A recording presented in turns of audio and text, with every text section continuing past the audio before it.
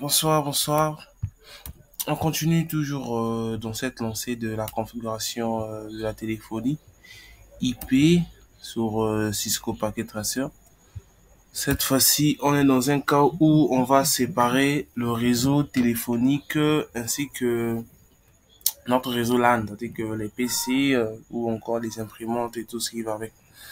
Donc, on va voir comment on peut faire communiquer ces deux différents réseaux afin que les appels puissent passer correctement sans pourtant que le PC qui reçoit le trafic des données, les paquets, puisse être dans le même réseau que le téléphone.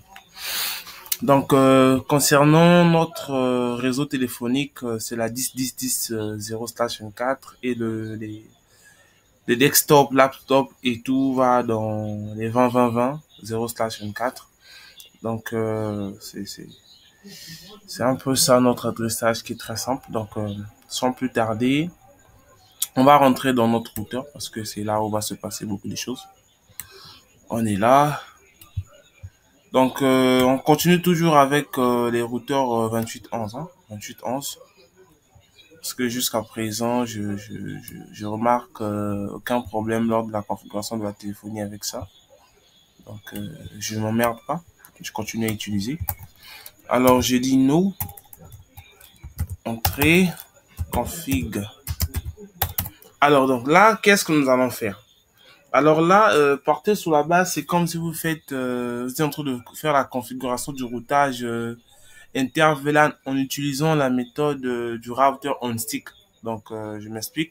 C'est que par un seul port, donc le fast Ethernet 0/2, que le trafic des deux VLAN, donc le VLAN de la téléphonie et le VLAN de notre réseau local qui est ici là, vont transiter. Donc, par un seul VLAN que cela va se faire. Donc, gardez déjà l'esprit que non. Donc, le nombre de VLAN, c'est le nombre de DHCP qu'on va avoir. Vous savez très bien comment on fait le routage on stick. Donc, bon, ça, c'est pas grave. On va revoir tout ça là d'une manière claire et logique. Alors, premièrement, qu'est-ce qu'on va faire? Cette fois-ci, on ne va pas donner l'adresse, plutôt donner une passerelle par défaut en fonction d'une interface physique. Ça sera plutôt en fonction des interfaces logiques. Donc, nous allons créer des sous-interfaces auxquelles nous allons adresser ces interfaces-là comme étant les passerelles par défaut. Donc, on commence d'abord par ça, simplement. Donc, ici, notre interface auquel notre routeur, notre réseau local, c'est-à-dire la téléphonie et les PC sont connectés, c'est le fast Ethernet 0/0.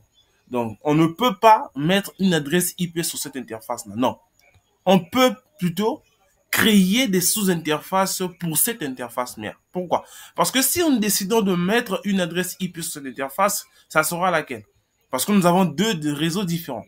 Ça sera laquelle? Donc là, ce qu'on peut faire, c'est créer des sous-interfaces. Et comment le faire? Alors, je profite de taper la commande IP domaine local. Ensuite, je vais faire appel à l'interface fast 0/0 que je vais tout simplement démarrer.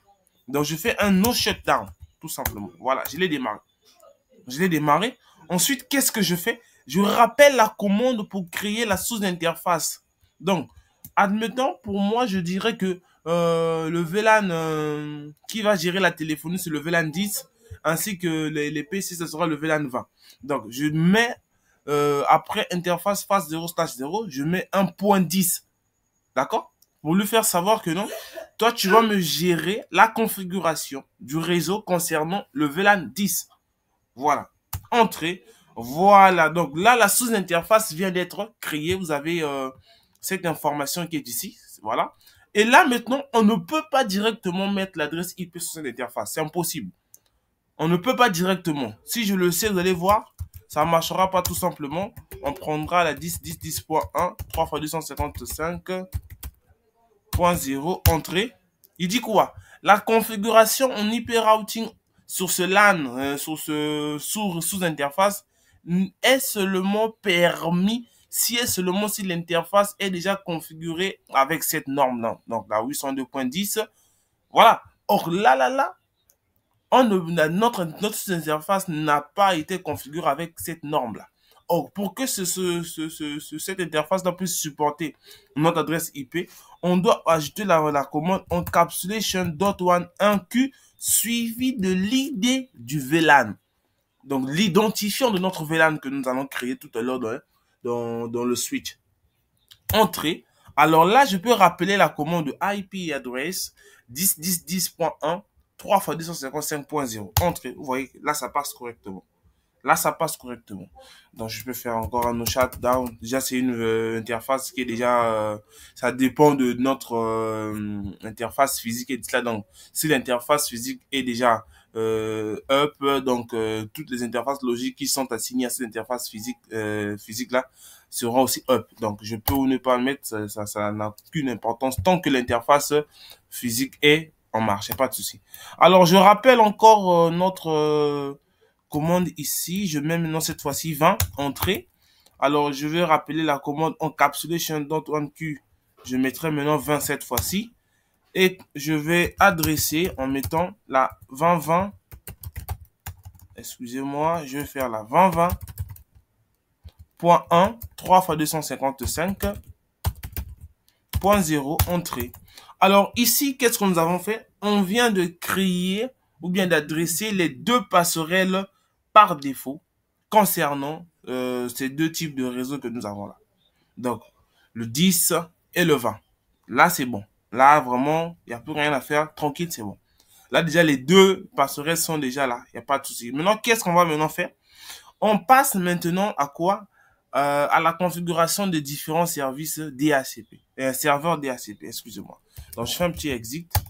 Alors, je vais aller avec la commande IP. Je commence par le réseau de la téléphonie qui est la 10.10. Donc, IP DHCP pool, je dis voice, entrée, je dis network, la 10.10.10.0, 3 x 255.0, je dis default router, je vais prendre quoi? La 10.10.10.1. Donc, notre passerelle, entrée. Je dis quoi? Je peux le faire. Ça, c'est la voix. Hein. Là, c'est le serveur de notre téléphonie que nous sommes en train de faire. Donc, je vais acheter la commande option 150 IP. Je dis la 10.10.1. Entrée. Et je fais... bon, je n'ai pas encore fini. Hein. Là, bon, là j'ai fini pour le serveur de la voix. Là, maintenant, je vais configurer le DHCP dans le serveur DHCP maintenant pour les CPC là. Donc, je continue, je fais IP DHCP. Pool, je dis LAN, tout simplement. Entrée. Je dis network. Je dis quoi? 20. J'annonce le réseau. 3 x 255.0. Et le default, je dis la 20.20.1 comme étant la passerelle que nous avons définie tout à l'heure. Et je peux acheter le DNS serveur, je prends celui de Google, donc la 888, entrée. Ensuite, qu'est-ce que je fais? Je fais un exit, voilà. Donc là, si je fais douche run, on peut voir déjà qu'est-ce que nous avons effectué tout à l'heure, voilà. On vient de créer les deux serveurs DHCP concernant la voix et le réseau local. Ensuite, nous avons créé nos deux sous-interfaces qui sont pour nous considérés cela comme étant quoi? Des passerelles par défaut pour le réseau de la téléphonie qui est là et pour le réseau local. Voilà. Donc là, maintenant, qu'est-ce qu'on peut faire? On peut maintenant rentrer dans la configuration de la téléphonie, tout simplement. Donc avec la commande téléphonie, service, entrée, max, iPhone, je dis 2, je rappelle, je dis max DN, je dis aussi 2. C'est bon? Donc IP source, adresse, je dis c'est la 10.10. Vous vous rappelez, dernièrement, on utilisait la 192.168.1.1. Pourquoi? Parce que c'était la passerelle par défaut de tout le réseau. Donc, les téléphones étaient dans le même réseau que les PC. Mais là, les téléphones ont leur réseau et les PC aussi ont leur réseau. Donc, il faut bien différencier cela. Donc, IP source adresse, on ajoute le port par défaut qui est 2000. Entrée. Ensuite, qu'est-ce qu'on va faire? On va dire que l'assignation des configurations de téléphone est automatique. Donc, auto-assign, je dis 1, tout, entrée. Donc là, je viens de déclarer que l'assignation va aller de 1 à 2 téléphones, tout simplement. Alors, une fois que c'est fait, Alors là, qu'est-ce qu'on doit faire? On doit maintenant déclarer que le premier téléphone prendra tel numéro, le deuxième téléphone aussi prendra tel numéro. Donc, je mets iPhone-DN1. Excusez-moi, je vais faire espace. Voilà. iPhone-DN1. Je lui donne quoi? Number. Je dis 1001. Entrée. Je rappelle la commande. Je dis iPhone-2. Number. Je dis 1002. Voilà. C'est fait. On peut faire encore un petit do write rapidement. Do write. Et je peux faire do show run, question de voir ce que nous avons effectué tout à l'heure comme étant config. Donc, le serveur DSCP a été créé. Les sous-interfaces comme étant passerelles. Voilà. On arrive au niveau de la téléphonie. Le nombre maximal des téléphones sont égaux à 2. Le numéro aussi 2. Et la source provient de la 10.10.1 en passant par le port 2000. Et l'assignation est automatique en allant de 1 à 2. Le premier téléphone prend le 1. Le deuxième téléphone prend le 2. Donc 1001, 1002. Voilà. Donc là, c'est bon. Je pense que c'est bon. Je fais un exit. Voilà. Donc, on a fait la configuration de la téléphonie concernant le routeur. Alors là, maintenant, je crois qu'on a bouclé avec le routeur. Je descends maintenant au niveau du switch pour créer les VLAN. Donc, je suis dans le switch là. Attendez, je vais faire ça comme ça. Alors, je suis dans le switch Enable Conft. Premièrement, qu'est-ce que je veux faire? Je vais d'abord déclarer le port Fast Ethernet 0/2. Non, pas encore, excusez-moi.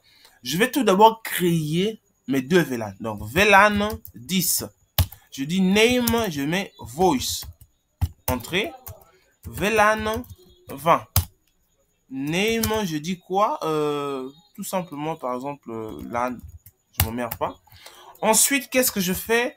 Je vais faire l'affectation des ports dans les différents VLAN. Donc, interface, Fast Ethernet, ok? 0/. Je vais faire un range. Excusez-moi. Range. Donc, Fast Ethernet 0/. Combien déjà? Donc, là, je ne peux pas faire un range parce que je n'ai pas bien pris. Je n'ai pas fait le câblage d'une manière ordonnée. Donc, je préfère le prendre un par un. Entrée. Donc, je fais quoi? Switch port, mode access. Je fais switch port, access VLAN. Je dis VLAN 20. Entrée. Et je fais quoi? Switch port. OK? Donc, je le déclare d'abord que ce port-là appartient au VLAN 20. Va appartenir au VLAN 20. Et je vais encore faire appartenir le même port dans le VLAN voice. Parce que quoi? Un seul port peut appartenir à deux VLAN. Un seul port. Il peut appartenir à deux VLAN. C'est possible. Switch port voice. VLAN quoi? 10. Entrée. Vous avez vu? Vous avez vu, non? Donc, si je fais do show VLAN brief, qu'est-ce qu'on va voir? Le voice, le VLAN 10 a le Fast Ethernet 0/1, ainsi que le VLAN 20, qui est le LAN, a le Fast Ethernet 0/1. Donc, ces deux, on a dit que ce port physique-là appartient à ces deux VLAN. Vous voyez, non? Ok, donc on va faire la même chose avec l'interface Fast Ethernet 0/3. On fera switch port mode access, switch port access VLAN 20, entrée, switch port voice, ok, VLAN 10. On fait un do write, do show, VLAN brief pour voir notre tête de configuration. Voilà, c'est la même chose ici. Donc, le port 3 aussi appartient à ces deux VLAN là à la fois. Donc, le VLAN 10 voice et le VLAN 20 LAN, tout simplement. Alors, je fais un do write. Non, ça c'est non trop. Alors, qu'est-ce que je fais? Je vais maintenant mettre le port Fast Ethernet 0/2 au mode trunk afin qu'il puisse encapsuler le trafic de ces deux VLAN là qui vont se faire tout à l'heure là. Donc, je fais quoi? Interface Fast Ethernet 0/2, switch port mode trunk. C'est bon. Et switch port trunk. Là, maintenant, je lui permets de faire quoi? De faire le passage de tous ces VLAN. Donc, switch port mode trunk, switch port trunk, allowed VLAN all. Voilà. Je fais do while. Si je fais do show interface trunk, vous allez voir que le port face Ethernet 0/2 me fait permet le passage, d'accord, du VLAN 10 et le VLAN 20. Alors là, c'est bon. Qu'est-ce que je peux faire? Juste un do write pour la sauvegarde, c'est très important, très très important. Alors, je vais maintenant rentrer au niveau de mes téléphones. Je vais démarrer mes téléphones, je le prends. Si vous remarquez bien que même ces PC-là ne sont pas encore actifs, pourquoi? Parce qu'ils dépendent de ces téléphones. Donc, tant que ces téléphones-là sont down, et ils vont recevoir absolument rien. Donc, je vais allumer le premier téléphone. Voilà, c'est bon. Je vais allumer le deuxième téléphone. Voilà, c'est bon. Alors, vu que nous sommes en simulation, attendez, c'est pas allumé. Je le mets là, voilà. Nous sommes en simulation, je vais profiter d'accélérer le processus afin que je puisse recevoir des adresses IP d'une manière dynamique rapidement. Alors, je peux rentrer dans mon routeur pour vérifier que le serveur fonctionne correctement. Voilà, les messages qui me plaisent sont ces messages-là. Vous voyez, donc ces deux téléphones ont reçu bel et bien quoi? Leurs adresses IP comme il se doit. Donc, le premier téléphone reçoit le 2 et le deuxième téléphone reçoit le 3. Vous voyez très bien. Ils ne peuvent pas prendre le 1. Pourquoi? Parce que le 1, c'est la passerelle par défaut. Raison pour laquelle ils vont commencer à prendre à partir de 2, 3, ainsi de suite. Alors, je viens maintenant au niveau de mes PC. Je vais faire quoi? Je vais faire la requête au niveau du routeur en cliquant sur le DHCP. Donc, je dois être en mesure de récupérer l'adresse IP. Voilà. C'est-à-dire que mon premier PC reçoit son adresse IP facilement avec toutes les normes des commandes que je l'ai tapées concernant le DNS, la passerelle par défaut. Tout est là. Vous voyez bien que non. Il reçoit la 20.20.2 avec un masque de sous-réseau 3x255.0 et la passerelle la 20.20.1. Y compris un serveur DNS 4x8. Donc là, c'est bon. Je vais me rendre au niveau du deuxième PC. Je vais aussi faire la requête au niveau de notre serveur DHCP. Et il va recevoir son adresse IP d'une manière automatique. Donc là, depuis mon PC, je dois être capable de pinguer ma passerelle de mon réseau. Donc, ping la 20.20.20.1. Voilà, j'arrive à pinguer la passerelle de mon réseau. Alors, je dois aussi être en mesure de pinguer quoi? La passerelle de notre réseau téléphonique. Donc, je rappelle la commande ping, je vais changer. Je mets la 10.10.1, entrée. Voilà. Donc, mon PC arrive à se communiquer avec le réseau de la téléphonie, chose qui est bien. Alors, là, je peux aussi faire un ping au niveau de mon PC qui est là. Voir que je peux être en mesure de pinguer cela. Entrée. Voilà, c'est bon. Alors là, maintenant, la partie cruciale, c'est que on doit être en mesure d'effectuer les appels entre ces deux téléphones-là. Donc, je suis là, je prends le premier téléphone. Je le mets ici. Je prends le deuxième téléphone. Je le mets là. Donc, je vais dans le GUI. Je suis là. Alors, comme je l'avais dit dernièrement, pour voir que tout fonctionne, le premier téléphone, c'est-à-dire que les téléphones doivent récupérer leur numéro de téléphone. Avec les commandes qu'on a eu à taper, iPhone-DN1, number 1, number 1001, voilà, il est là. Et voilà, vous voyez très bien qu'ici, à ce niveau, ces téléphones-là ont récupéré quoi? Leur numéro. Donc, moi, je vais lancer un appel depuis 1002 vers 1001. Voilà. Donc, dès que je vais cliquer à ce niveau-là, ce téléphone-là doit sonner impérativement. Entrée. Voilà. Ça fonctionne correctement. Ça fonctionne correctement. Alors, lorsque je vais venir décrocher, je dois avoir un message connecté. Voilà, c'est effectué. Donc, là, vous voyez bien que non, les deux téléphones sont connectés et les deux personnes qui sont au bout de ces téléphones-là sont en train de s'échanger des informations. Alors là, qu'est-ce que je vais faire? Je vais lancer un appel depuis 1001 via 1002. Je suis là. 1001. 1002 plutôt. 1002. Et voilà. J'arrive ici aussi. Je décroche. Voilà, il n'y a pas de souci. Alors, Donc, vraiment, merci beaucoup de m'avoir suivi. Je vous prie de liker, de vous abonner et partager. Donc, c'était ce que je voulais vous faire voir que il y a aussi une possibilité de pouvoir séparer le réseau téléphonique ainsi que notre réseau LAN afin que on fait tout juste pour la bonne gestion du réseau, quoi. Donc, si tu vas appliquer certaines restrictions, au lieu que cela s'applique sur tout le réseau de l'entreprise, mais tu vas poser des restrictions en fonction d'un réseau bien précis, tout en évitant de pénaliser d'autres équipements.